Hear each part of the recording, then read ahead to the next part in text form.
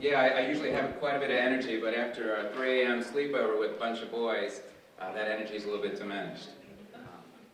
First, I like to just, as a local official, public servant, I want to thank all the newly elected officials for spending a weekend here. I heard it was a great turnout as far as a percentage of the potential elected officials.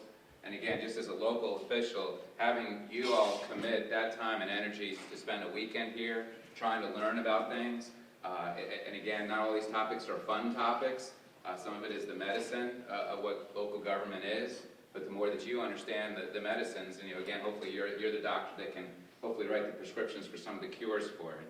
So I'm going to try and get us back on track as well. I will try and devote a few minutes towards the end for questions, because I think that's important on this topic, and Eric will be here to prompt me. Basically, and again, I'm trying to fly at 1,000 feet. Anytime you deal with retirement systems, there's thousands of numbers, thousands of assumptions and calculations.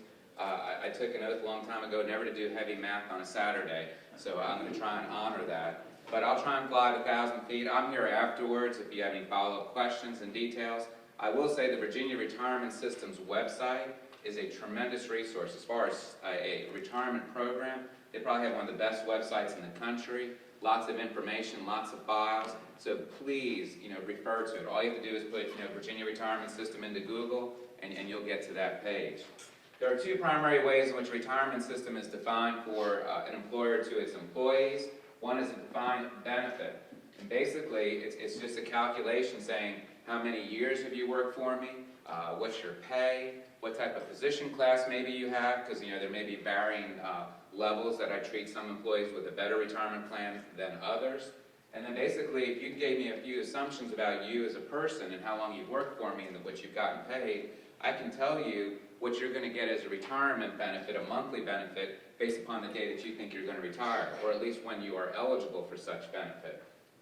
Because of that, there's a calculation, there's an actuary who's involved, because in order to honor that commitment to you as an employee, I need to put monies away today so that we can pay you tomorrow. It's completely different than the Social Security system, which is a Ponzi scheme, where you just hope that your children or their grandchildren are going to have a job to pay your retirement.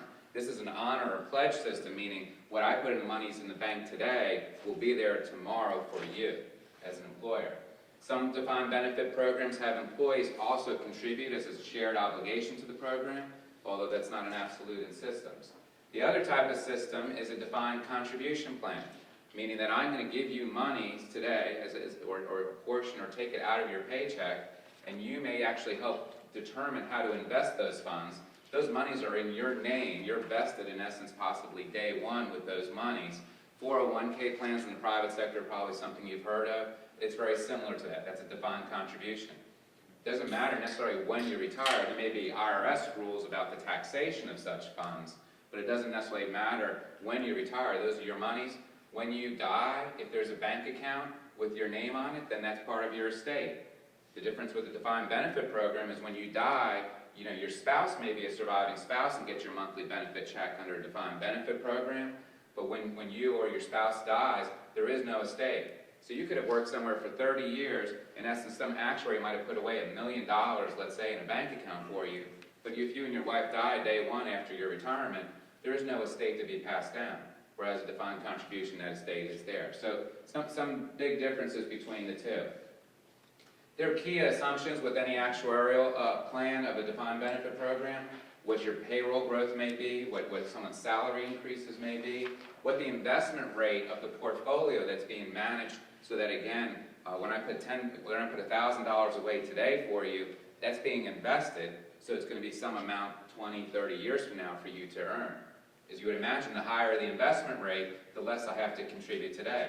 The lower the investment rate, the greater the amount. And again, just a few years ago, when the investment rate was actually declining, that's when these liabilities arose. So the term pension liability only exists for a defined benefit program, not a defined contribution. And the simple way of saying for a liability means what I have in the bank account today as an employer-sponsored plan of a defined benefit is not enough to honor the payments I've agreed to pay you.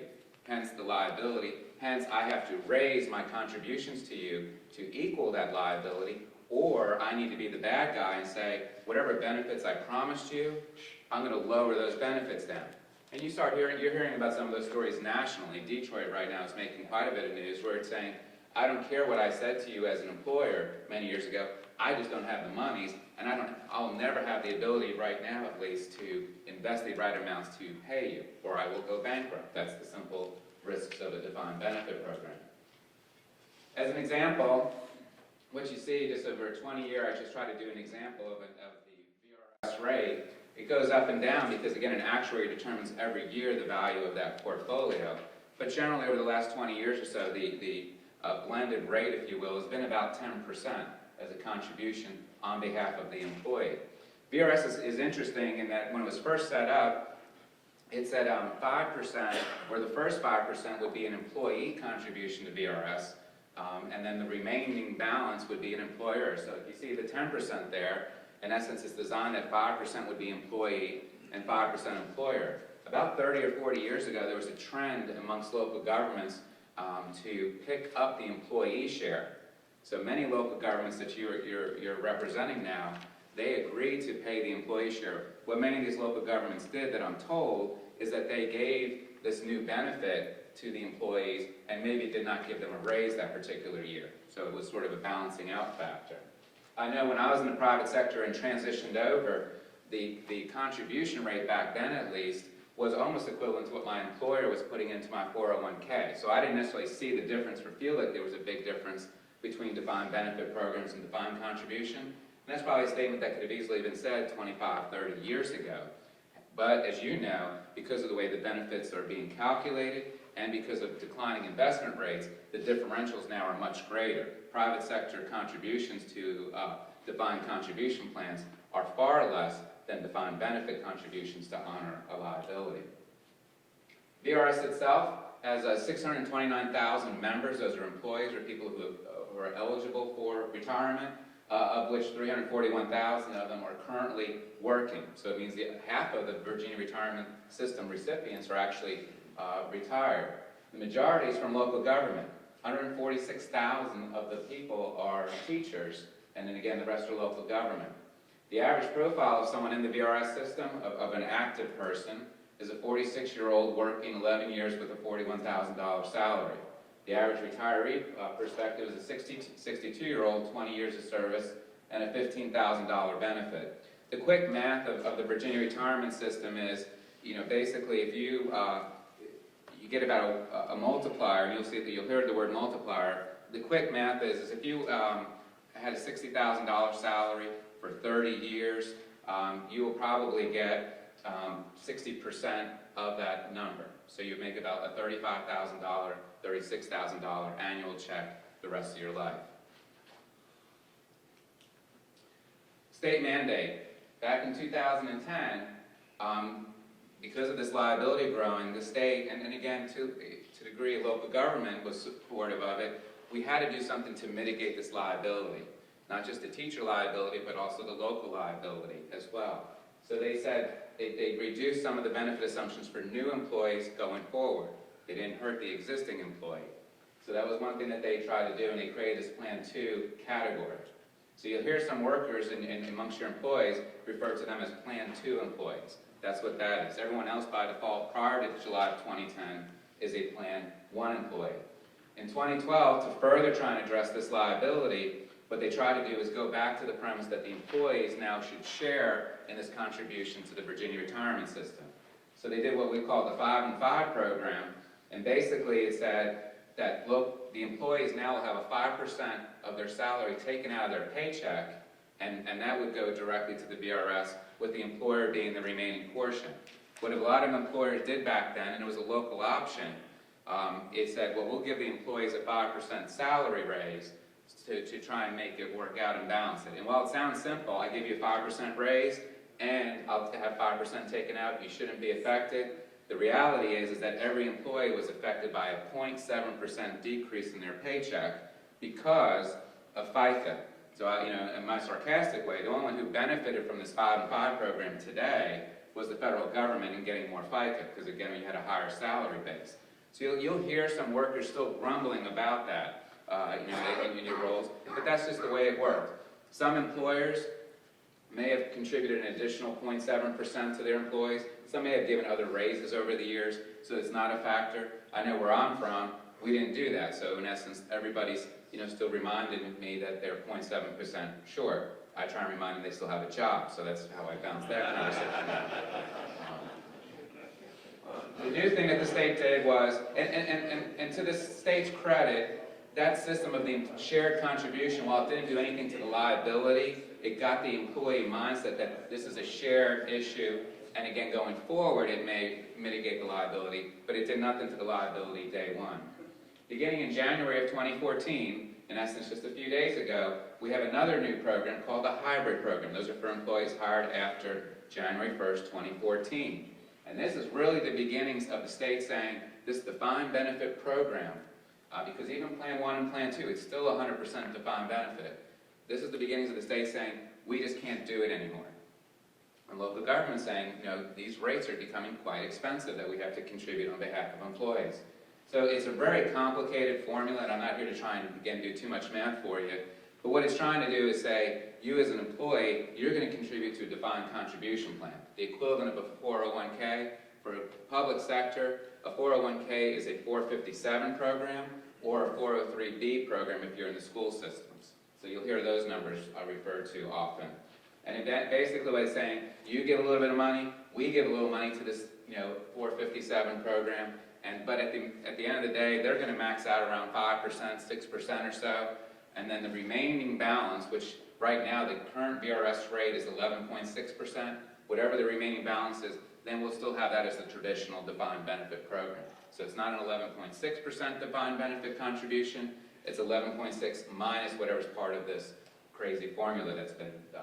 And again, it's a complicated formula, but again, your local administrators are starting to have that tattooed somewhere on their body, and they'll remember it going forward.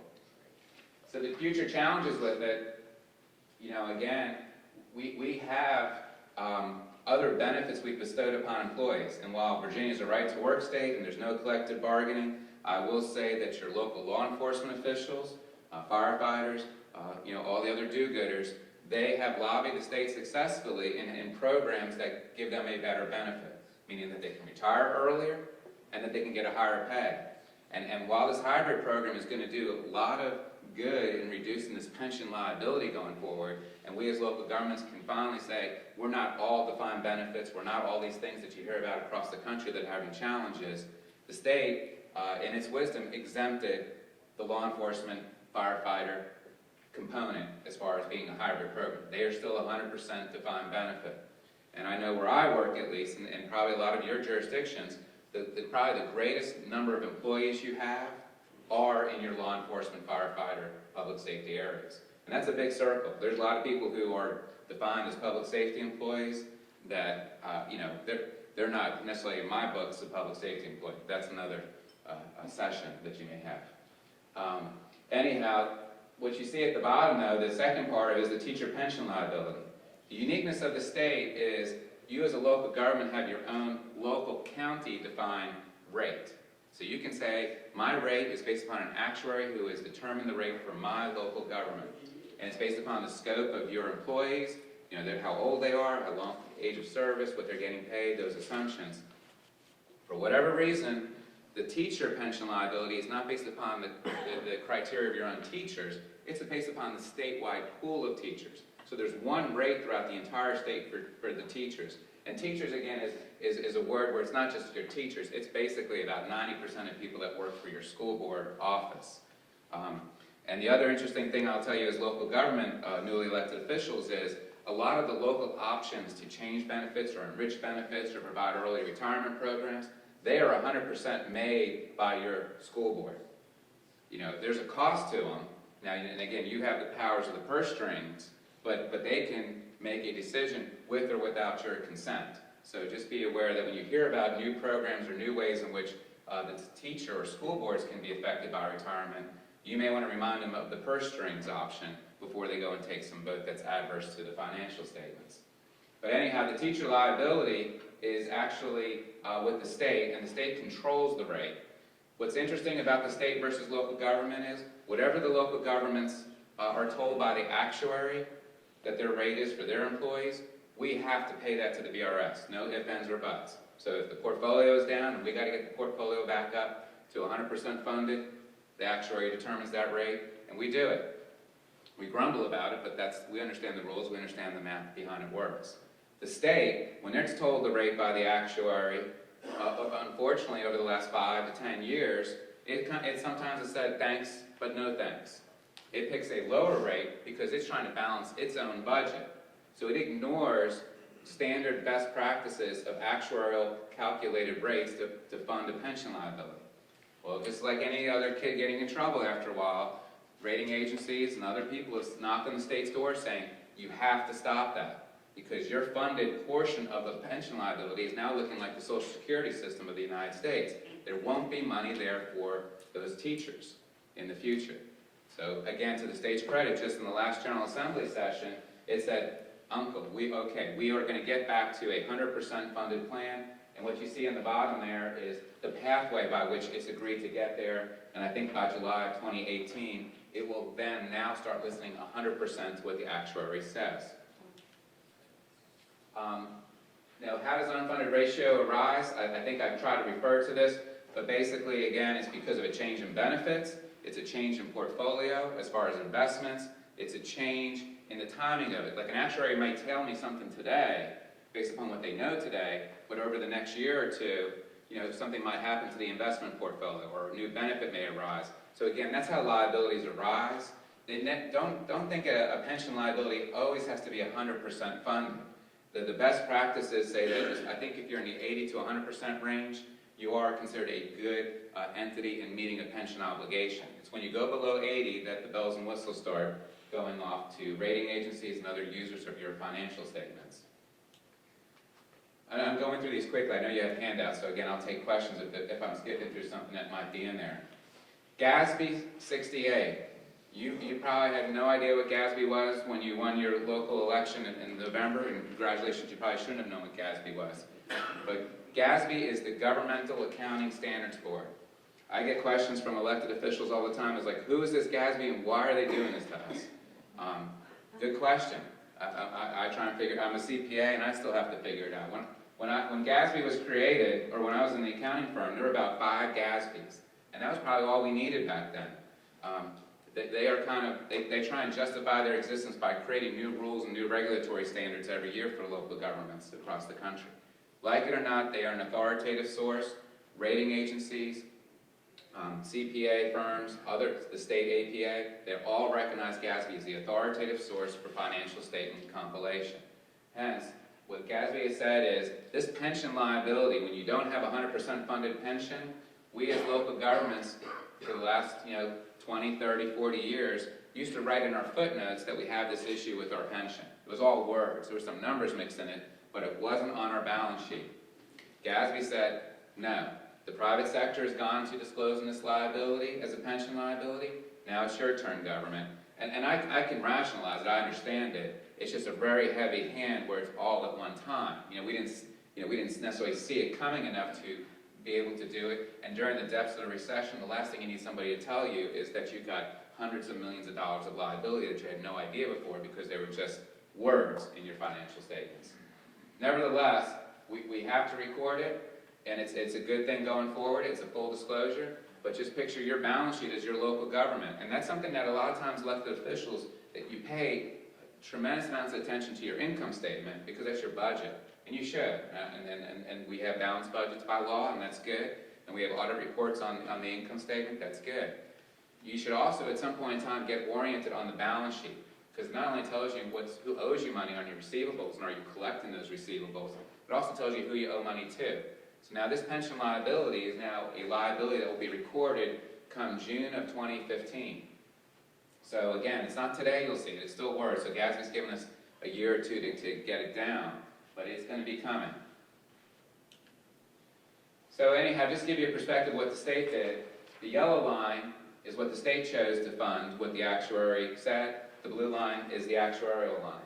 So hence, if that line was the same, we probably wouldn't be having this topic here today as much, or I wouldn't be spending a quarter of my life moaning and groaning about it.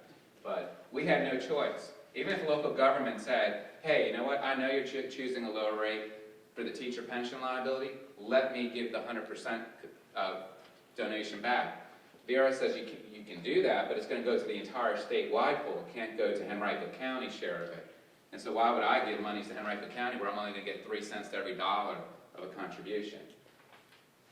This is just a detail, again, of how the state's getting to 100%. I'm going to skip it for now. And again, I'm trying to get you back on track. So when you evaluate me on just what I'm trying to do to get you back on track for time, not on what I'm talking about.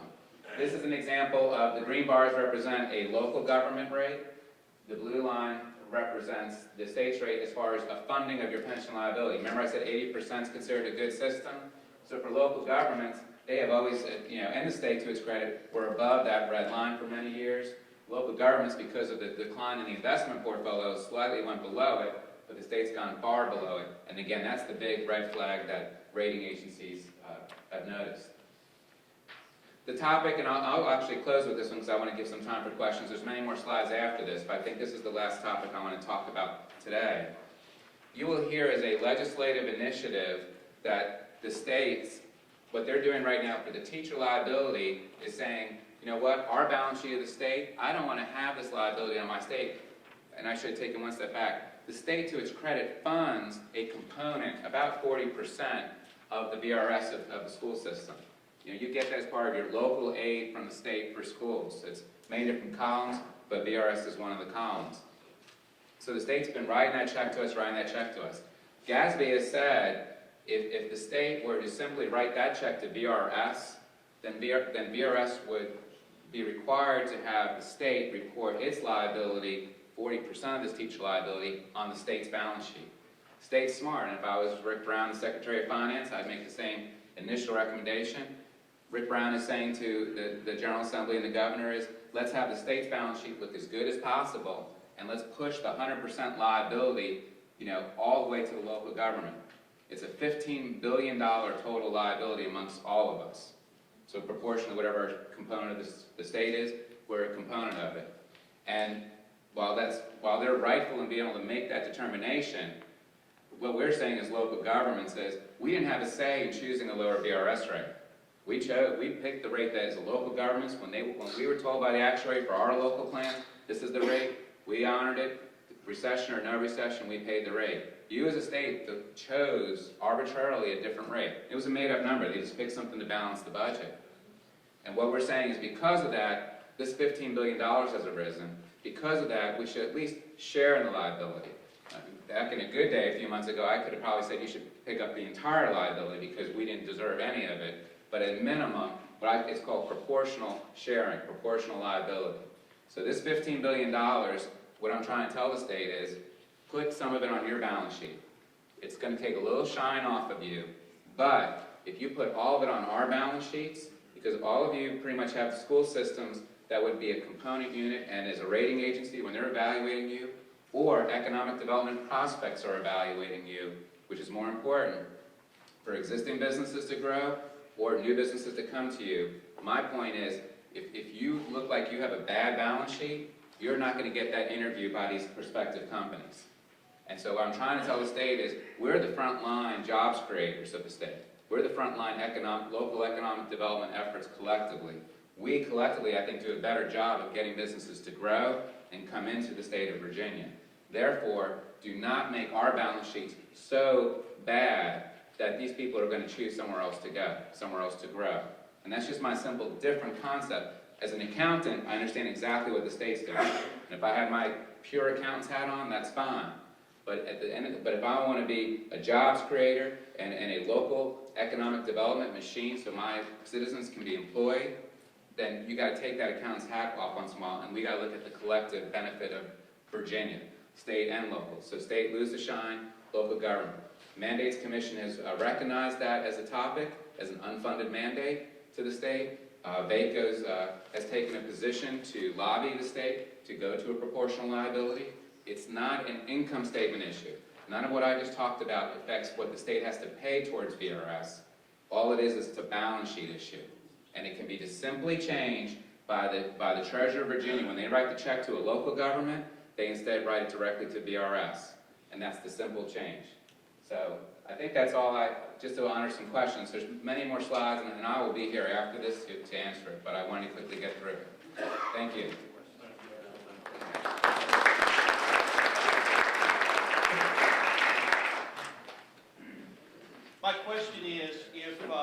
have a new hybrid plan now, and we have a lot of teachers that have earned, they've gone past their available retirement date. You know, in the private sector, a lot of times we pay people to retire. I know we've done that in the past. Couldn't we pay some of our teachers that are past retirement time to retire, and therefore we do away with some of that liability because we're putting them on the new plan and we're getting those high-cost employees off of our balance sheet? Wouldn't that be a possibility? That is, and you have that as a 100% local option.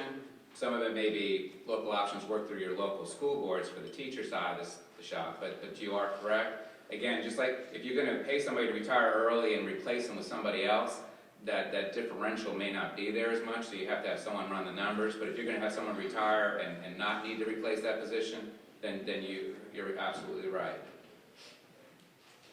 Yes, sir. How are the local government supposed to respond to when VRS gave $4 or $5 million in bonuses to fund managers last year? I mean, it seems like to me, they said, oh, they did a good job, and so we'll give them these big bonuses back. And in 08, 09, 010, nobody took their money back from it. Right. It makes sense. I'm with you 100%. Now, the fairness of it does involve a skilled staff to manage a portfolio that large. Joe, can you repeat the question? Yeah, I'm sorry. The gentleman was referring to the VRS, and it was disclosed in the paper probably a month or two ago that a lot of its chief investment officers, its pool of team, I think is 5 of them at least make over $300,000 a year, in essence, on the taxpayer's dime. You know, and right. So, but that is the business of Wall Street. Now, the question is, as you go towards a defined contribution plan, which is where the state's going to, defined contributions, if anyone's in a 401k, you're usually determining what mutual funds, and you might have your own personal investment advisor. At some point in time, if we're shifting to that, then your point is absolute. What investment decisions do these people need to make if I'm just working with my own advisor? And to the state's credit, they have selected ICMA RC as the vendor for employees to use for the defined contribution portion, as opposed to like an in-house investment advisor service. I have a question regarding OPEB. I know we're really talking about VRS. Do you have any information regarding OPEB that you could share with us, and whether or not that's going to be mandated for counties Sure. as well as schools? Sure. I was saving that for next year's newly elected conference. And basically, it's the same premise. And for those who do not know what OPEB stands for, it's Other Post-Employment Retirement Benefits. Most notably, it's health care. And again, each local government has options to figure out. When you retire, many local governments in Virginia tell the employee, you can access our current health insurance program. Now, as an employer, I may not pay you anything. So, that portion I'm paying employees right now, that goes away. So the retiree pays the employee plus the employer component for access to health insurance. And so while the simple person in me would say, well, that sounds, there's no cost for that. They're just paying the same price that we otherwise would pay as an employer. In fact, there's a liability with that equation, and that liability is called an implicit subsidy. And what it means is that because I'm giving somebody access to my pooled health insurance program, I really have the best rate as an employer-employee share. I got the best deal. And that best deal is not based upon people who are 65 to 85 or whatever that are going to be consuming health insurance. That good rate's because I got a lot of young teachers and police officers that are pretty healthy. And so there's a calculation you have to go through, another actuarial type calculation determines, because I'm giving them access to it, I really have a benefit that I've bestowed upon them. Now, what local governments have done over the last 5 or 10 years, it's really restricted the abilities for those employees to access plans. Most local governments have said, once you turn 65, you can't access my plan. You can go off to some federal program.